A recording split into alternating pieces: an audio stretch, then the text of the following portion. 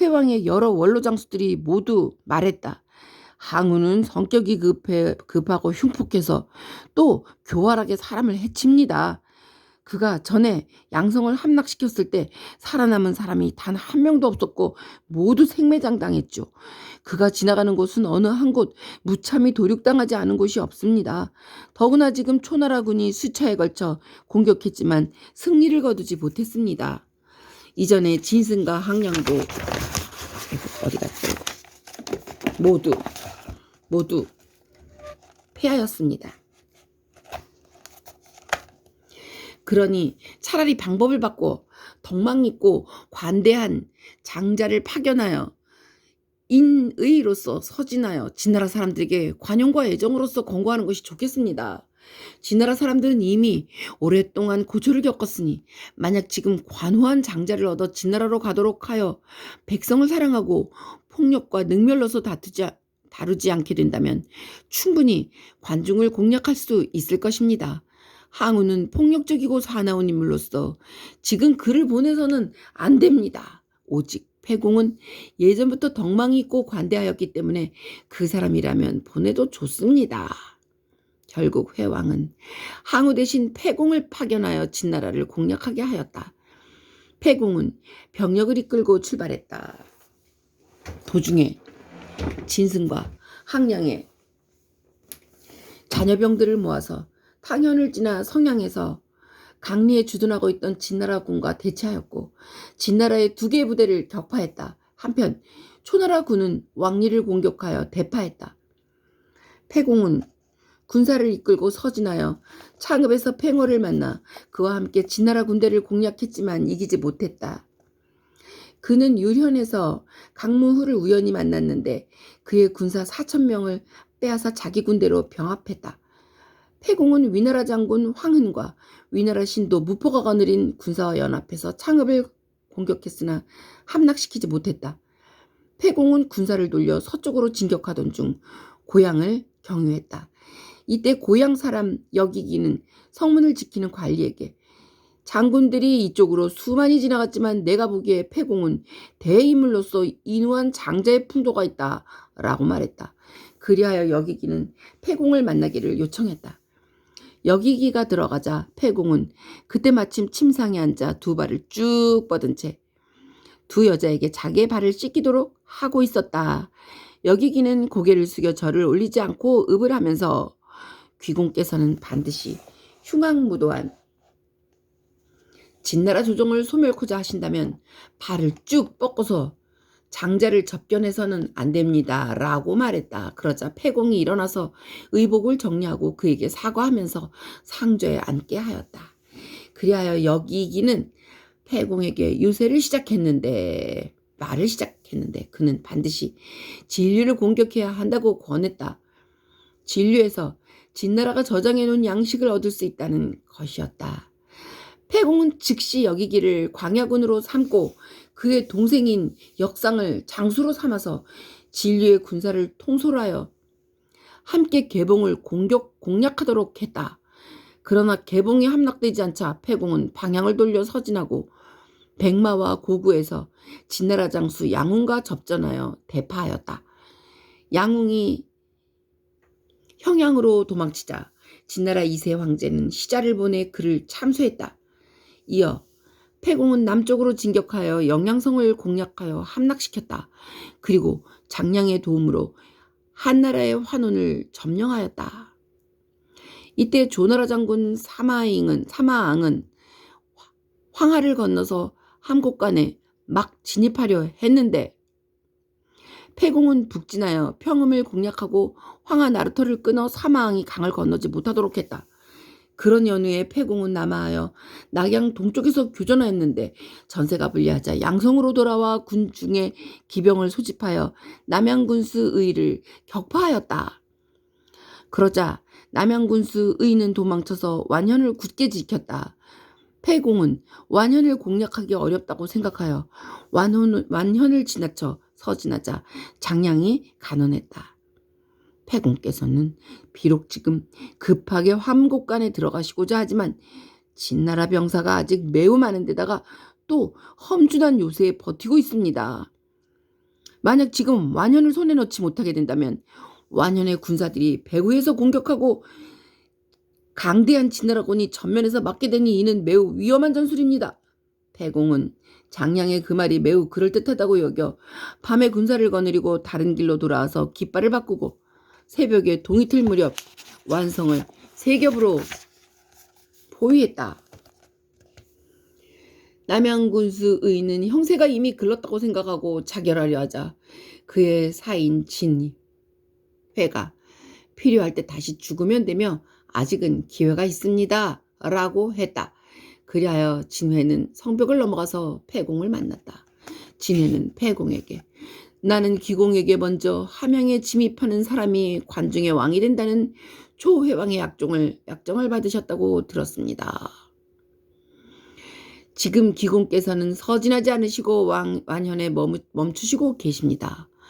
완현은 큰 군인 남양의 도성으로서 수십 개의 성이 연이어져 있고 백성은 많고 비축 양식도 충분합니다. 현지의 관민 모두가 항복하면 반드시 모두 도륙을 당할 것이라고 생각하여 모두 성 위에 올라가서 필사적으로 싸울 것입니다. 지금 귀공께서 공격 명령을 내리시어 하루 종일 계속하여 공격하신다면 사상자는 반드시 많을 것입니다. 그러나 만약 공격하시지 않은 채 병사를 이끌고 완현을 떠나시면 완현의 군사가 반드시 귀공의 뒤를 배후에서 추격할 것입니다. 이렇게 하여 귀공께서 전진하게 되면 함양의 약정을 잃게 되며 반대로 후퇴하게 되면 완현의 우환이 있게 됩니다. 그래서 신이 귀공을 위하여 좋은 계책을 말씀드리겠습니다. 계책. 차라리 완현이 항복되게 되면 남양 군수의 관직에 봉하겠다고 분명히 약속하셔서 그에게 이곳에 머물러 귀공을 위하여 성을 지키도록 하십시오.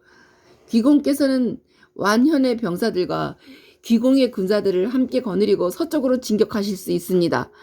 이렇게 되면 아직 항복하지 않은 성들이 이 소식을 듣고 모두 앞다투어 성문을 열고 귀공을 기다릴 것입니다. 그때 귀공께서는 거칠 것 없이 곧바로 관중에 들어가실 수 있습니다. 이 말을 들은 패공은 어거 매우 좋은 생각이요 라고 했다. 그리고는 곧 남양 군수를 은후로 봉하고 진회를 천개의 천가구의 집을 가진 그 천호의 제후에 봉하였다. 그리고 서쪽으로 진격하자 과연 각 성들은 모두 연이어 항복했다. 단수에 이르자 고무후 세와 왕후 양후 왕릉이 서릉에서 항복했다. 패공은 회군하여 호양을 공략하고 파군의 별장 매현과 합류하여 그와 함께 석형과 여현을 협공하여 항복시켰다. 패공은 위나라 사람 영창을 진나라에 파견하여 은밀히 조고와 연락했는데 조고는 사자를 보내지 않았다. 이때 장하는 이미 조나라에서 항우에게 투항했다. 다음 약법 3장 법을 간략하게 하다. 약법 3장. 원래 항우는 송의와 함께 병사를 이끌고 북상하여 조나라를 구원하였다.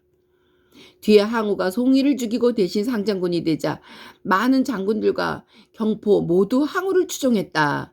그 뒤 항우가 진나라 장수 왕리를 격파하고 장안을 항복시키자 제후들 모두 항우에게 귀순했다. 이때 조고가 진나라 2세 황제를 죽이고 사신을 보내 관중을 나누어 각자 왕에 오르자고 제안했다. 하지만 패공은 그것이 조고의 거짓 진술이라고 생각하여 장량이 낸 계책대로 여기기와 육가를 파견하여 진나라 장수에게 유세하고 뇌물을 주어 유혹했다. 그러자 진나라 장수들은 패공과의 연합을 원했다. 패공은 진나라의 장수들이 느슨해진 틈을 이용하여 무관을 기습하여 함락했다. 패공군은 또 진나라 군사와 남전의 남쪽에서 교전했다. 패공은 다수의 의병을 배치하고 깃발을 많이 설치하여 그 의병이라는 것은 적의 눈을 속이는 가짜 군사를 말합니다. 의병을 배치하고 깃발을 많이 설치하여 병사가 많은 것처럼 꾸몄다. 그리고 장병들에게 지나가는 마을을 약탈하지 못하도록 엄명을 내렸다. 진나라 백성들은 대단히 기뻐했고 진나라 군대는 와해되었다. 패공은 또 남전 북쪽에서 접전하여 다시 진나라 군대를 격파했다. 이 승세를 타고 추격하여 진나라군을 완전히 괴멸해갔다. 한나라 원년 10월 패공은 제후들에 앞서 패상에 당도했다. 진나라 왕인 자영이란 진나라 3세 황제이나 그의 제위시 진나라가 망했기 때문에 단순히 황제가 아닌 왕이라고 부릅니다. 진나라 왕인 자영은 백마가 끄는 흰 수레를 타고 목에 밧줄을 묶고서 황제의 옥새와 부절을 봉하고 지도방에서 항복했다. 여러 장수 가운데 몇몇은 진왕 자영을 죽이자고 말했다. 그러나 패공은 당초 회왕이 나를 파견한 이유는 원래 내가 관대하고 사람을 용납할 수 있기 때문이었다. 더구나 진왕이 이미 항복했는데 만약에 그를 죽인다면 길하지 못하다라고 말했다. 그리고는 진왕을 담당관리에게 맡기고 서쪽으로 함양에 진입했다. 패공이 궁전에 머물며 휴식하려 하자 번개와 장량은 패공에게 진나라 궁궐에 기거하지 말라고 권했다. 이에 비로소 패공은 진나라 궁궐에 귀중한 보화와 재물 창고를 모두 봉인한 후 패상으로 회군하였다. 패공은 각 현의 부로와 호골들을 불러서 말했다. 부로 여러분, 여러분들께서는 가혹한 진나라 법률 아래에서 오랫동안 고통받았습니다. 진나라 법은 그동안 조정을 비방하는 사람을 멸족시켰고 모여서 의논한 사람들을 시장거리에서 참하였습니다. 나는 제후들과 가장 먼저 관중에 들어오는 사람이 관중의 왕이 되기로 약조했으니 마땅히 관중의 왕으로 칭해져야 합니다. 지금 부로들과 약정하노니 법률은 오로지 3가지만 있게 할 것입니다. 요것을 약법 3장이라고 합니다. 오로지 3가지만 있게 될 것입니다. 하나, 살인한 자는 사형에 처하고, 둘, 사람을 상하게 한 자와 도둑질한 자는 그 죄에 상당하는 죄에 처할 것입니다. 셋, 그 이외의 모든 진나라의 법령은 완전히 폐지될 것입니다. 둘째가 사람을 상하게 한 자, 셋째가 도둑질한 자. 이렇게 3가지 법만 정했습니다. 그 이외의 모든 진나라 법령은 완전히 폐지될 것입니다. 그리하여 모든 관리들은 원래 위치에서 전혀 이동시키지 않을 것입니다. 내가 이곳에 온 것은 부로들을 위해서 해를 없애고자 함이며 결코 억압하고 포악한 행위를 하는 일은 없을 것이니 여러분은 두려워하지 마시오. 내가 패상으로 회군한 것은 제후들이 오기를 기다려 공동으로 준수할 기후를 제공하고자 하미오. 패공은 사람을 파견해서 진나라 관리와 함께 모든 지역을 다니며 백성들에게 약법 3장을 알리게 했다. 그러자 진나라 백성들은 크게 기뻐하며 서로 앞을 다투어 소와 양고기와 술과 음식을 가지고 와서 사병들을 대접하려고 했다. 그러나 패공은 또 겸양하면서 가져온 음식물을 받지 않으면서 말했다. 창고에 식량이 매우 많아 부족한 것이 없소이다. 백성들에게 배를 끼치고 싶지 않습니다. 백성들은 더욱 기뻐하며 오로지 패공이 진나라의 왕이 되지 않을 것만을 걱정했다. 이 무렵 어떤 사람은 패공에게 권했다.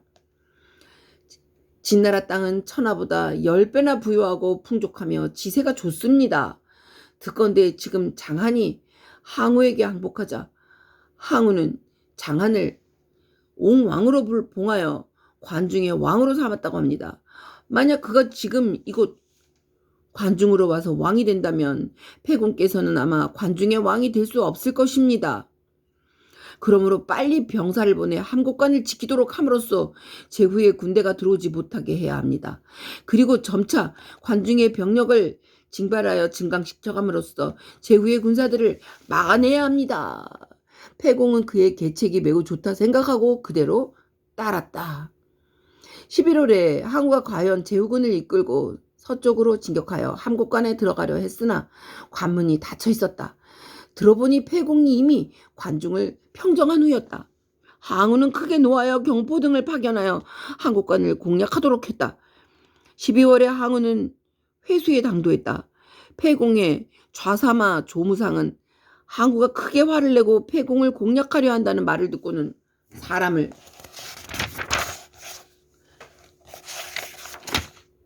항우에게 보내 고하였다. 폐공은 자산이 관중의 왕으로 되기 위해 자영을 승상으로 임명하셨고 금은 보화도 이미 모두 그가 차지했습니다. 그는 이렇게 전함으로써 항우에게 아부하여 봉상을 구하고자 했던 것이다. 범중은 항우에게 폐공을 공격하려고 권했다. 항우는 병사들을 배불리 먹여 다음날 전투를 준비했다. 이때 항우의 병사는 40만인데 100만이라 칭했고 폐공의 병사는 10만인데 20만이라 칭해져 이미 병력으로 항우에게 적수가 되지 못했다. 이때 마침 항백이 장량을 구하기 위해 밤에 장량을 찾아가서 만났다. 그는 돌아와서 대의로서 항우를 설득하였고 그리하여 항우는 폐공에 대한 공격을 중지했다. 이것은 항우 본기에 나옵니다. 그리고 이튿날 폐공은 100여 명의 수행 기사를 데리고 말을 타고 홍문에 가서 항우를 만나 사제의 뜻을 표하였다. 항우는 이것은 폐공 그대의 좌사마 조무상이 한 말이오. 그렇지 않았다면 나 항우가 이런 일을 할 리가 있겠소? 라고 말했다. 폐공은 번쾌와 장량의 도움으로 위기를 벗어나 돌아왔다. 돌아온 뒤 즉각 조무상을 죽였다. 항우는 서쪽으로 진군하여 무고한 함양 백성들을 사륙하며 함양의 진나라 궁시를 모조리 불사르고 지나가는 모든 곳을 파괴했다. 진나라 백성은 크게 실망했지만 두려워서 감히 복종하지 않을 수가 없었다. 항우는 사람을 보내 회왕에게 보고했다. 회왕은 원래의 약조에 의거하여 집행하라 라고 말했다. 항우는 회왕이 원래 자신을 폐공과 함께 서진하여 한국간에 진입하지 못하게 하고 대신 북쪽으로 조나라를 구원하도록 하게 하여 천하를 쟁탈하는 이 악정에서 자신을 뒤처지게 만든 것을 원망하고 있었다. 항우는 회왕이 왕을 칭하게 된 것은 우리 집안에 항량이 옹립했기 때문이다. 그는 어떤 공로도 없는데 어떻게 약정을 주관할 수 있겠는가? 본래 천하를 안정시킨 사람은 여러 번 장군들과 나 항적이다 라고 말하고 회왕을 거짓으로 존중하는 체하며 의제로 출연하고 실제로는 그의 명령을 듣지 않았다.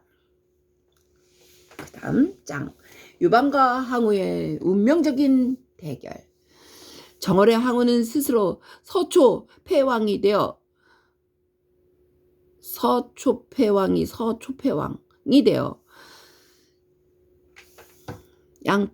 양과 초의 9군을 손에 넣고 팽성을 도읍으로 청하였다. 또한 원래의 약정을 어기고 폐공을 관중왕에 봉하지 않고 한왕으로 바꿔 한중 지역에 봉하고 남정에 도읍하도록 했다. 그러면서 관중을 3분하여 3명의 진나라 장수를 왕으로 세웠다. 즉 장하는 웅왕으로 옹립하여 폐구를 도읍으로 정하도록 하고 사마흔을 새 왕으로 하여 여광에 정도하게 하였으며 동예를 적왕으로 삼아 고노에 도읍하게 하였다. 또 초나라의 장군 하구신양을 하남왕으로 옹립하여 낙양을 도읍으로 삼도록 했고 조나라 장군 사마왕은 은왕에 봉하여 조가에 도읍하게 하였고 조왕 헐은 대땅에 옮겨 왕이 되게 했고 조나라 승상 장인은 상산왕으로 봉하여 양국에 정도하도록 하였다. 그리고 당양군 경표는 구강왕으로 세워 육현에 도읍하게 하고 회왕의 주국 공호는 임강왕에 봉하여 강릉에 도읍하게 하였다. 이어 파군 오예를 형산왕으로 옹립하여 주읍에 도읍하도록 하고 연나라 장수 장도를 연왕으로 봉하여 계현에 도읍을 정하도록 하였다. 원래 연왕이었던 한광은 요동으로 옮겨 그곳에 왕이 되게 하였으나 한광이 이를 듣지 않자 장도가 공격하여 무종에서 그를 죽였다. 또한 성안군 진여에게 하간의 3계현을 봉읍으로 주어 남파에 살게 하였으며 매현에게 10만 호를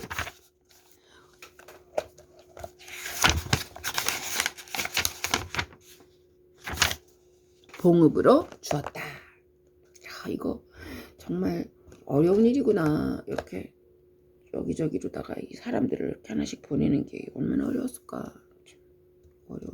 어려운 일이네.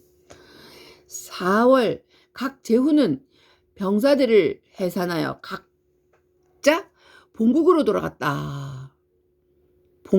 본국으로 돌아갔다. 한 왕이 본국으로 떠날 때 항우는 사졸 3만 명을 붙여 수행하게 하였는데 초나라의 다른 제후들에게서 제후국에서 한 왕을 흠모하여 따르게 된 자가 수만 명의 초나라와 다른 제후국에서 한 왕을 흠모하여 따르게 된 자가 수만 명에 이르렀다. 그들은 두 현 남쪽에서 식으로 들어갔다. 그들은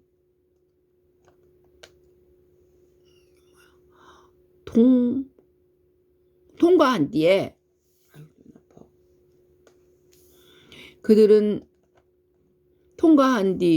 진도를 불태워 끊음으로써 진도는 가파른 절벽에 구멍을 뚫어 절벽과 절벽 사이에 나무판을 깔아 만든 길. 아우 무섭겠다. 가파른 절벽과 절벽 사이에 나무판을 깔아 만든 길. 그런 잔도. 그들은 통과한 뒤에 잔도를 자기네들이 지나간 다음에는 그 나무판 사이에 나무판을 깔아 만든 길, 절벽과 절벽 사이에 나무판을 깔아 만든 그 길인 잔도를 불태워 끊어버림으로써 제후들의 군대나 기타 도적들이 배후에서 공격하는 것을 방비했고 동시에 동쪽으로 다시 회군할 의사가 없음을 항우에게 보여준 것이다. 그들이 남정에 도착했을 때 이미 도망쳐 돌아간 장수와 병졸들도 매우 많았고 병졸들 모두 노래를 부르며 빨리 동쪽으로 돌아가고 싶어 했다. 이때 한신이 한왕을 설득했다. 항우는 공로가 있는 장군들을 모두 왕에 봉하면서 오직 대왕만을 변방에 남정에 봉했으니 이는 실제로 변방에 가둬놓은 것과 다름없습니다. 우리 군대 군사들은 모두가 효신 동쪽 변사들로서 밤낮으로 고향으로 돌아가는 것만을 바라고 있으니 그들의 뜻이 이렇게 왕성할 때를 이용하신다면 큰 성공을 거둘 수 있을 것입니다. 천하가 이미 평정된 후에는 백성들은 모두 안정을 구하게 되어 다시 그들을 이용할 수가 없으니 차라리 지금 결정을 내리셔서 동쪽으로 출병하여 천하의 대권을 장악하십시오. 한왕은 이 말에 동의했다. 한편 항우는 함곡간을 나서면서 사자를 보내 의제를 천도하게 하면서 옛 제왕은 반드시 강의 상류에 기거하셨습니다. 라고 말하였다. 그리고는 사자를 보내 의제를 장사의 치면으로 옮기도록 하고 의제의 행차를 재촉했다. 군신들은 점차 의제를 배반하게 되었고 항우는 곧 몰래 형산왕과 임강왕에게 의제를 습격하도록 하여 강남에서 그를 죽였다. 항우는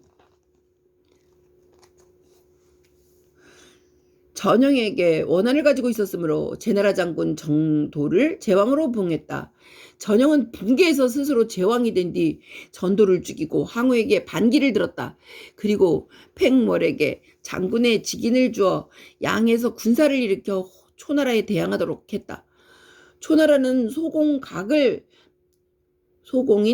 파견하여 팽월을 공격하도록 명령했지만 팽월은 오히려 그를 크게 격파했다. 진여는 항우가 자기를 왕에 봉하지 않은 것에 원한을 품고 하여를 보내 제왕 전영을 설득하고 병사를 빌려 상사왕인 장의를 공격하고자 했다. 전영은 진여에게 병사를 빌려주어 장의를 격파했고 장의는 도망을 쳐 한왕에게 기순했다.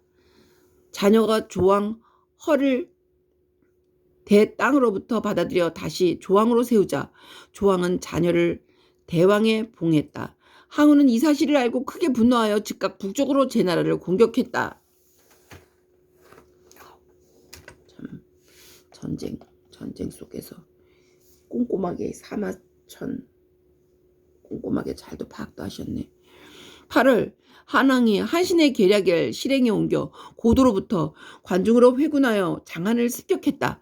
장안은 진창에서 한나라 군대를 맞섰지만 패하여 도망쳤다가 호차에서 멈추어 다시 싸웠지만 또 실패하여 패국으로 도망쳤다. 이렇게 하여 한왕은 마침내 온 땅을 평정했다. 이어서 한왕은 동쪽에서 함양에 이르러 군사를 거느리고 패구에서 옹왕 장안을 포위했다. 그리고 여러 장군들을 파견하여 농서, 북지, 상군 등을 공략하여 점령했다. 또 장군 설구와 왕흡에게 무관을 떠나 남양에 주둔하고 있는 왕릉의 군대를 빌려 태공과 여후를 폐연에서 모셔오도록 했다. 이 소식을 들은 초나라는 병사를 파견하여 양하에서 저지하는 바람에 한나라 군은 전진할 수가 없었다. 초나라는 오현의 전현령 정창을 한왕으로 삼아 한나라에 맞서도록 했다. 한나라 2년 한왕이 동쪽으로 각지를 정벌했다. 세 왕인 사마흔과 직왕 동해, 하남왕의 하구신양 모두 한나라에 항복했다. 한왕 정창이 항복하지 않자 한신을 파견하여 격파했다. 그리고 공략한 각지에 농서, 북지, 상군, 위남, 하상, 중지 등의 군을 설치했으며 관외에 한왕군을 설치했다. 그리고 한나라의 태위인 신을 한왕으로 봉하였다. 또한 한왕은 장령 중 1만 명의 병사나 혹은 군을 바치고 투항하는 자를 만호에 봉하였고 화성군 내의 장성을 수리하고 각지에 있는 이전에 진나라 원유원지를 모두 백성들에게 나누어줘 경작하게 하였다. 원유원지란 동물을 키우고 화초를 기르고 그러는 곳으로 그 왕들의 놀이 및 사냥을 위한 공원을 말하는데 그것을 백성들에게 경작하게 했다. 정월에 옹왕 장한의 왕후 장평을 포로로 잡았다. 죄가 있는 자들을 사면했다. 한왕은 한국관을 나가 서면에 당도하여 그곳 부로들을 위로했다. 돌아온 뒤 장이가 와서 아련하자 한왕은 그를 후대하였다. 2월 명을 내려 진나라의 사직을 없애고 한나라의 사직으로 바꾸어 세웠다. 3월 한왕은 임진관에서 황하를 건넜는데 위 왕인 표가 군대를 이끌고 수행했다. 한왕은 한해를 함락시켜 은왕을 포로로 잡고 한해군을 설치했다. 그리고 남쪽으로 평음진을 건너서 낙양에 당도했다.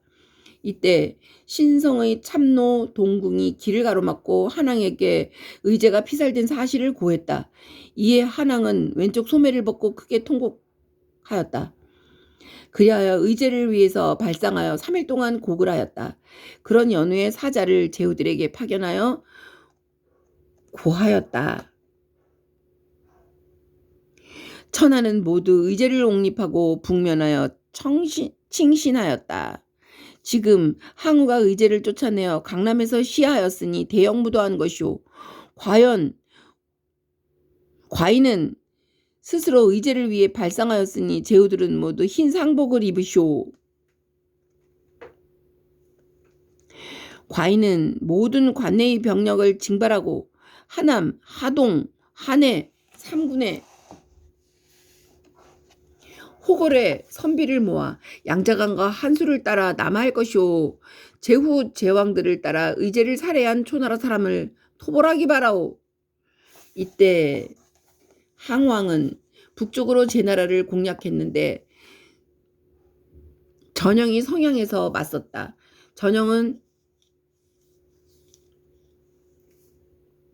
패하여 평원으로 도주한 채 평원의 백성들이 그를 죽이고 제나라 각지 사람들이 모두 초나라에 투항했다.